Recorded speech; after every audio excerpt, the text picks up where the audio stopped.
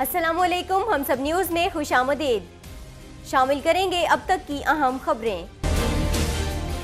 وزیر اعظم شاہد خاقان عباسی کہتے ہیں سینٹ انتخابات میں دھاندلی کا واضح امکان ہے۔ آئیے اس حوالے سے دیکھتے ہیں ہم سب ٹی وی کی یہ رپورٹ۔ شاہد خاقان عباسی نے کہا ہے کہ میں نے خاص طور پر کابینہ اور پارلیمانی پارٹی کے اجلاسوں میں کہا ہے کہ قانون اور آئین میں کوئی گنجائش ہے، نہ اس بات کی ضرورت ہے کہ سیاستدان فوج اور عدلیہ کے حوالے سے کوئی بیانات دیں۔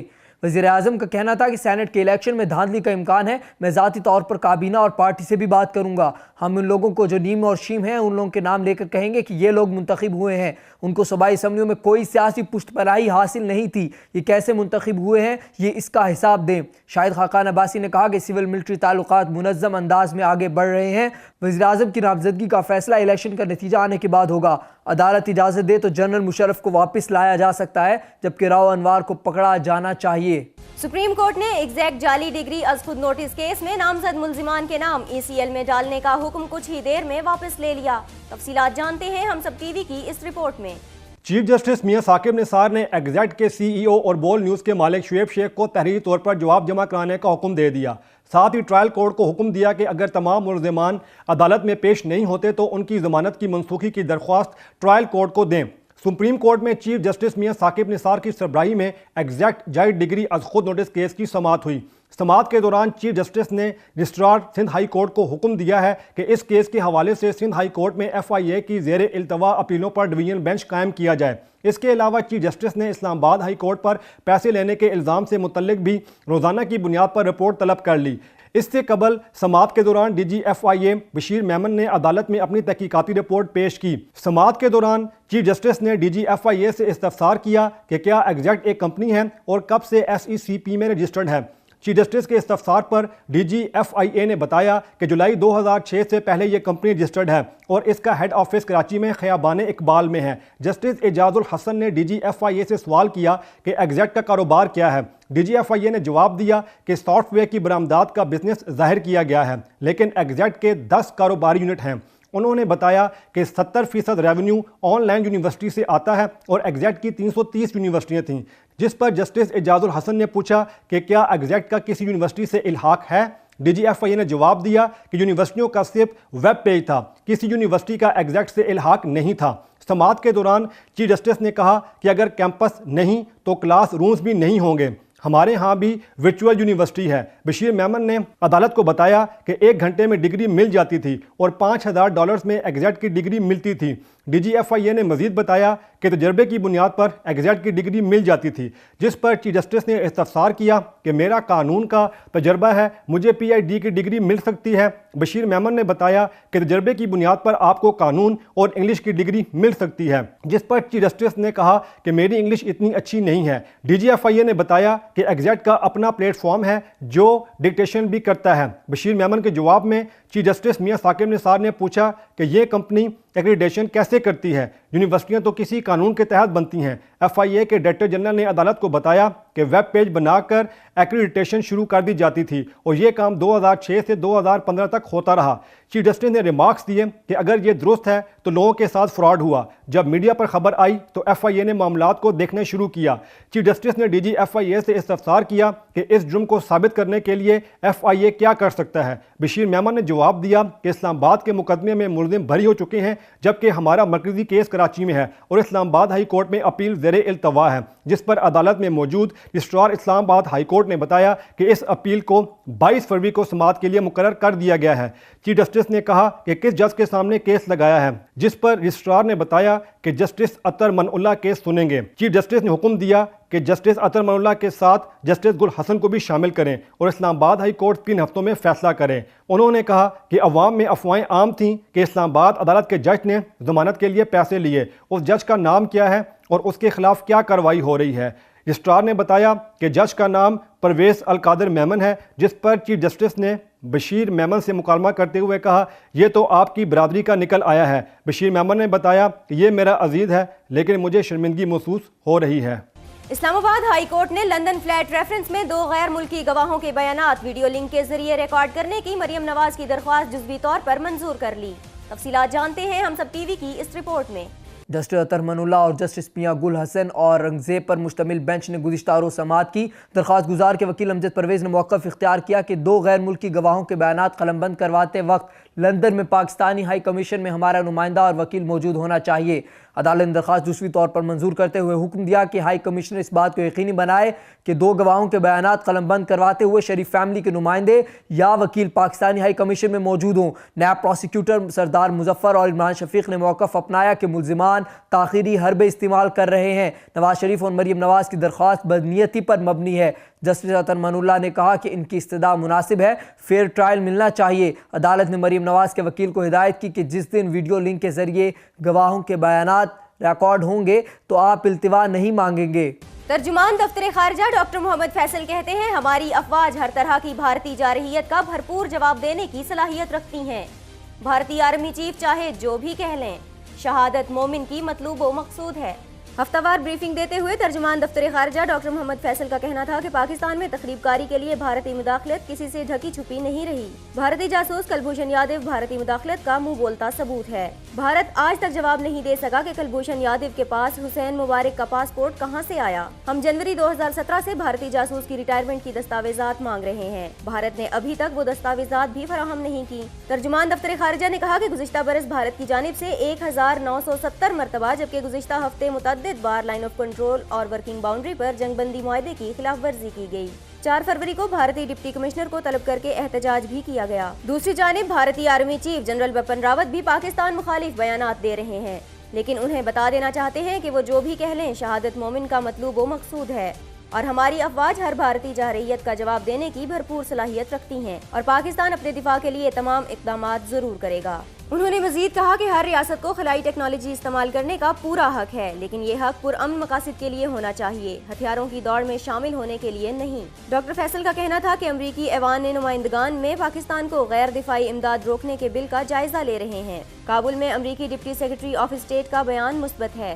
अफगान सरजमीन पर अफगानों के ज़ेरे इंतजाम मुफाहमत से ही अमन मुमकिन है और पाकिस्तान भी यही समझता है कि अफगान मसले का बेहतरीन हल सियासी हल ही है। उनका कहना था कि हिज़्ब इस्लामी और अफगान हुकूमत के माबैन बातचीत खुशाइंद है, जिसका खैर मकदम करते हैं। हिज़्ब इस्लामी के तर्ज पर दीगर ग्रुपों बशमूल तालिबान से भी मुफाहमत की जानी चाहिए। वज़ीर दाखिला एहसान इकबाल कहते हैं, पाकिस्तान और अमरीका बहुत सारे मामलात में मिलकर काम कर सकते हैं, जबकि पाकिस्तान में सिक्योरिटी ऑपरेशन के लिए किसी से भीख नहीं मांगी। तफसीलात जानते हैं हम सब टीवी की इस रिपोर्ट में। वफाकी वज़ीर दाखिला एहसान इकबाल ने मीडिया से गुफ्तगू करते हुए कहा कि पाकिस्तान अपने दिफा से गाफिल नहीं, पाकिस्तान के खिलाफ साजिशें करने वालों पर नज़र है, ताहम साजिश की फिक्र नहीं। अपना घर मजबूत करना चाहिए। इज़्ज़त नफ्स वाली कौम है, बरतानिया से आज़ादी इसीलिए हासिल की। पाकिस्तान और अमेरिका के सिक्योरिटी खदशात ख़त्म होना चाहिए। अमेरिका से इमदाद नहीं, दोस्ताना ताल्लुकात चाहते हैं। पाबंदियों का नुकसान पाकिस्तान के साथ अमेरिका को भी हुआ। तारीख गवाह है कि हमने बदतरीन अमरीकी पाबंदियों का सामना किया। पाकिस्तान को दबाव में लाने की पॉलिसी कामयाब नहीं होगी, जबकि पाकिस्तान में सिक्योरिटी ऑपरेशन के लिए किसी से भीख नहीं मांगी। वज़ीर दाखिला एहसान इकबाल का कहना था कि खित्ते के बास ममालिक पाक अमरीका ताल्लुकात ख़राब करना चाहते हैं। भारत अफगानिस्तान में दहशतगर्दी कर रहा है। अफगानिस्तान और पाकिस्तान एक दूसरे से वाबस्ता हैं और रहेंगे। अफगानिस्तान का अमन हमारे लिए अहम है और अमेरिका भी हमारे लिए अहम है और हम मिलकर अफगानिस्तान में अहम किरदार अदा कर सकते हैं। एहसान इकबाल का मज़ीद कहना था कि अमेरिका दुनिया भर की टेक्नोलॉजी का लीडर है। पाकिस्तान की इलाकाई खुद मुख्तारी का एहतराम किया जाना चाहिए। हमसाया ममालिक से बराबरी की बुनियाद पर अच्छे ताल्लुकात चाहते हैं। तशद्दुद तरक्की का दुश्मन है और हम उसे ख़त्म करना चाहते हैं। एहसान इकबाल ने कहा कि पाकिस्तान ने दहशतगर्दी के खिलाफ जंग अपने वसाइल से लड़ी। हमारी हुकूमत मुल्क में अमन व अमान वापस ले आई। दहशतगर्द अच्छा या बुरा नहीं, दहशतगर्द तो दहशतगर्द है। दहशतगर्द सबके दुश्मन हैं। आर्मी बरादरी मिलकर मुकाबला करे, दहशतगर्दों के खिलाफ मालूमात दें, फिर हम कार्रवाई करेंगे। एहसान इकबाल ने कहा कि दूसरों से जंग की बजाय तरक्की में मुकाबला करना चाहते हैं। हमने बिजली बहरान ख़त्म किया, 11,000 मेगावाट बिजली बनाई और मैशत बेहतर की। आइंदा नस्लों को नफरत और तासुब से पाक पाकिस्तान देना चाहते हैं और सी पैक को कामयाबी से आगे ले जा रहे हैं और सी पैक में गैर मुल्की सरमायाकार दिलचस्पी ले रहे हैं। भारतीय हुकूमत को सी पैक की मुखालफत पर तनकीद का भी सामना है, जबकि सी पैक से भारत को भी फ़ायदा होगा। पनामा फैसले से मुतल्लिक उनका कहना था कि अफसोस है कि वज़ीर-ए-आज़म को 1.5 लाख की फर्जी तनख्वाह पर फारिग कर दिया गया। नवाज शरीफ के खिलाफ फैसला पाकिस्तानी कौम ने तस्लीम नहीं किया तो इन्हें अदालत नहीं कर रहे, लेकिन फैसले पर पूरी दुनिया सवालात उठाए और सुप्रीम कोर्ट को मुतनाज़ा बनाने वाले फैसले नहीं करने चाहिए। چیئرمین نیب نے اپنے تحفظات کا اظہار کرتے ہوئے کہا ہے کہ وزیر اعلیٰ پنجاب، ان کی کابینہ اور سینئر حکام کے خلاف تحقیقات کا آغاز کیا گیا، لیکن اس ضمن میں پنجاب حکومت تعاون نہیں کر رہی۔ آئیے اس حوالے سے دیکھتے ہیں ہم سب ٹی وی کی یہ رپورٹ۔ لاہور میں ٹھوکر نیاز بیگ میں نیب آفس میں منعقدہ تقریب سے خطاب کے دوران چیئرمین نیب نے اپنے تحفظات کا اظہار کیا اور لاہور ڈیولپمنٹ اتھارٹی سمیت مختلف سرکاری محکموں کے سربراہان پر زور دیا کہ وہ اپنے آقاؤں کے بجائے عوام کے وفادار بنے۔ تقریب کے دوران چیئرمین نیب نے ایل ٹاؤن اور لاہور گارڈن ہاؤسنگ اسکیم کے فراڈ میں ڈبل شاہ کے ہاتھوں متاثرہ افراد میں 30 کروڑ روپے کے چیک بھی تقسیم کیے۔ اس موقع پر انہوں نے کہا کہ پنجاب حکومت مختلف تحقیقات میں نیب سے تعاون نہیں کر رہی اور نیب کو خود پنجاب کے محکموں کے تعاون کی ضرورت نہیں، لیکن عوام کے لیے یہ سب کی ضرورت ہے۔ Chairman NAB justice retired Javed Iqbal نے صوبائی حکومت کے رویے پر غصے کا اظہار کیا کیونکہ مختلف تحقیقات میں ایل ڈی اے سمیت دیگر محکمہ جات کلیدی ریکارڈ نیب کے حوالے نہیں کر رہے۔ انہوں نے کہا کہ 3 ماہ گزرنے کے باوجود کرپشن کے الزامات کا سامنا کرنے والی 56 پبلک سیکٹر کمپنیز نے اپنا تمام ریکارڈ جمع نہیں کروایا۔ اس کے علاوہ خصوصی درخواست کے باوجود نیب کو میٹرو بس ملتان اور آشیانہ اقبال لاہور کے منصوبے سے متعلق ریکارڈ کی فراہمی نہیں کی گئی۔ انہوں نے ریگولیٹرز کے کردار کو مشکوک قرار دیتے ہوئے انہیں خبردار کیا کہ وہ اپنے اصلاح کر لیں۔ چیئرمین نیب کا کہنا تھا کہ نجی سوسائٹیز پہلے لوگوں کو اپنے گھر کے حوالے سے سنہرے خواب دکھاتے ہیں لیکن ان کا خواب پورا نہیں ہوتا۔ ان کا کہنا تھا کہ لوگ اپنی زندگی کی ساری جمع پونجی پلاٹس کی خریداری میں لگا دیتے ہیں لیکن آخر میں ہاؤسنگ سوسائٹیز اپنے وعدوں کو پورا نہیں کرتی۔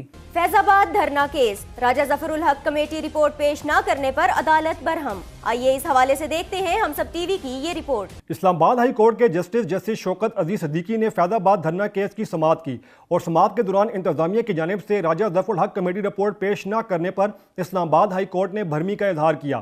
بعد ازاں جسٹس شوکت عزیز صدیقی نے سیکرٹری دفاع کو دوبارہ رپورٹ پیش کرنے کی ہدایت کی۔ عدالت نے کہا کہ سیکرٹری دفاع رپورٹ میں بتائیں کہ دھرنا مظاہرین سے معاہدے میں آرمی چیف کا نام کیوں استعمال ہوا۔ اس موقع پر ڈائریکٹر جنرل انٹیلیجنس بیورو عدالت میں پیش ہوئے، تاہم وہ وائرل آڈیو ریکارڈنگ سے متعلق رپورٹ پیش نہ کر سکیں، جس پر عدالت عالیہ نے ڈی جی آئی بی کی سرزنش کی اور 12 فروری تک رپورٹ طلب کر لی۔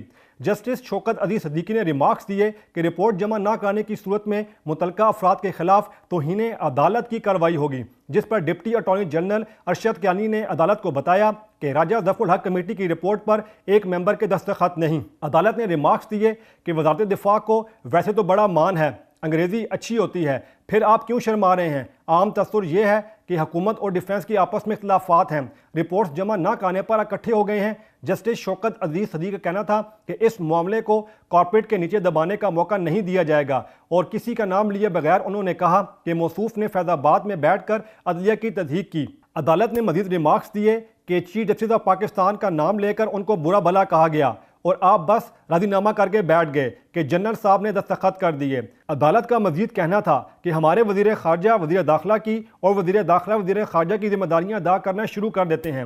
جسٹس شوکت عزیز صدیقی نے کہا کہ ڈی جی آئی بی سے رپورٹ مانگی تھی کہ بتائیں کہ وائرل آڈیو کس کی تھی، جس پر ڈی جی آئی بی نے بتایا کہ ہمارے پاس ایسے کوئی آلات نہیں جس سے یہ پتہ چلایا جا سکے۔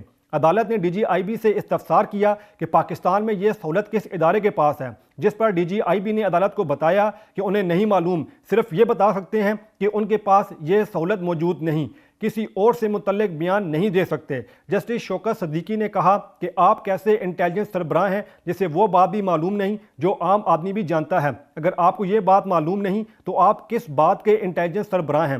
عدالت نے ریمارکس دیے کہ کیا آپ کا کام صرف اہم شخصیات کے ٹیلی فون ٹیپ کرنے ہیں؟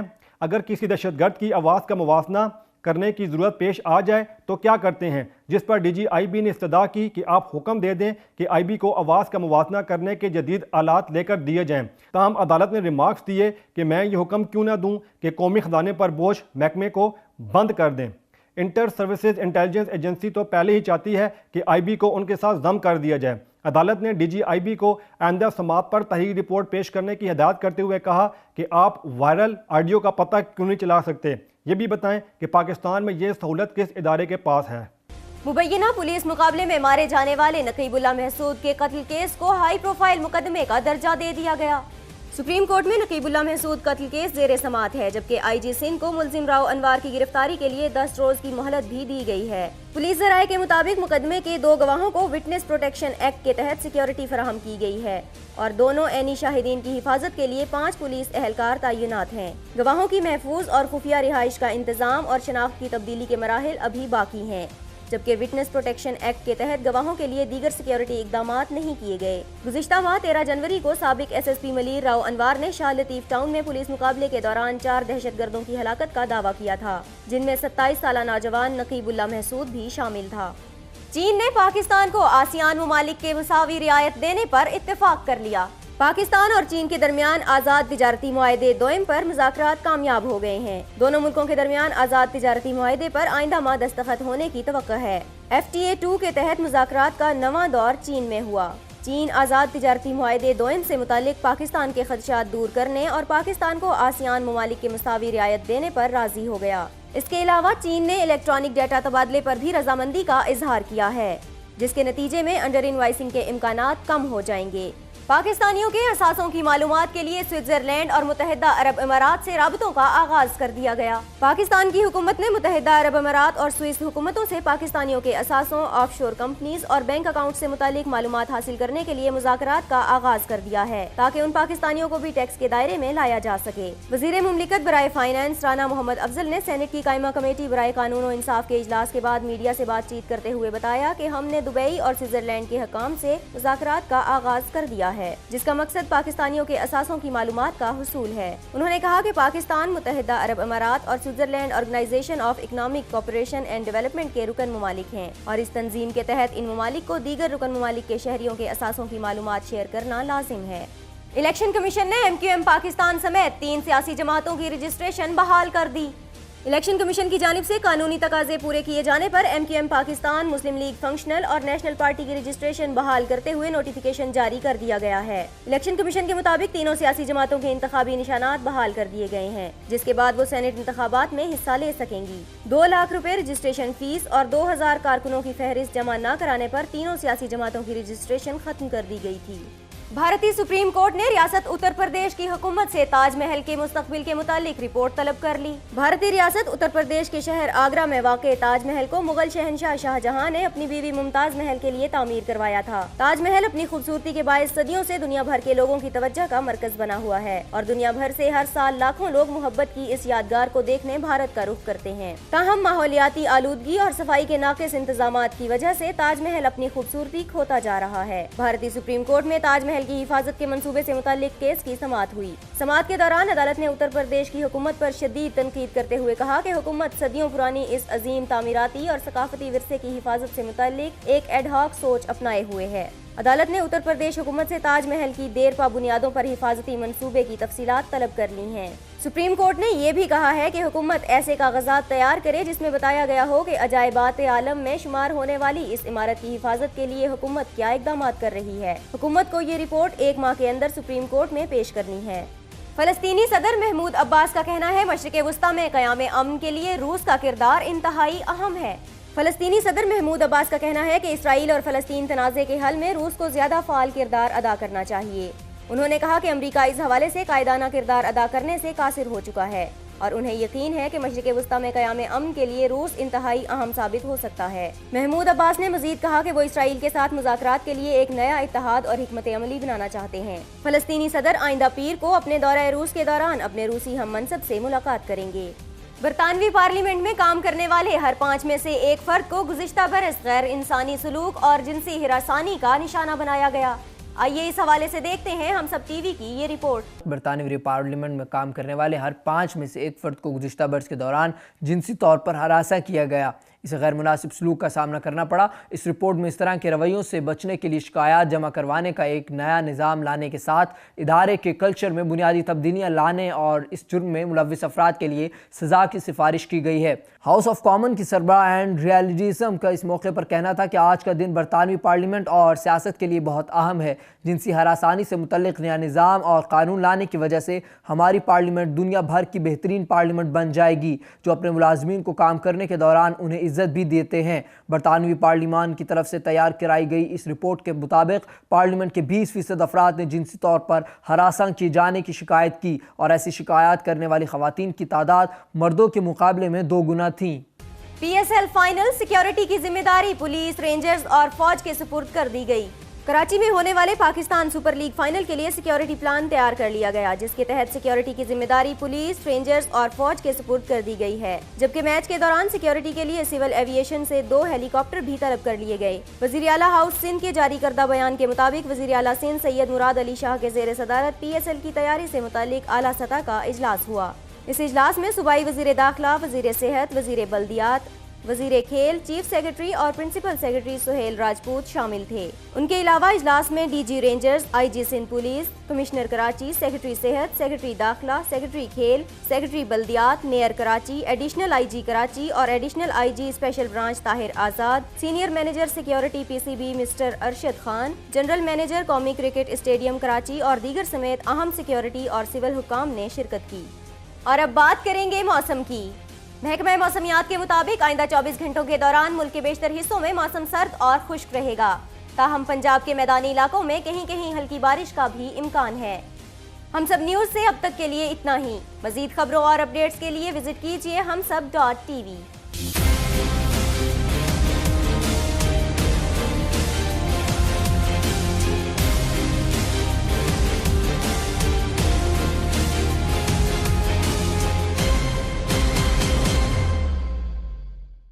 Please subscribe to Humsab TV and hit the notification icon on the screen to get the latest updates of our channel. Thank you for watching Humsab TV.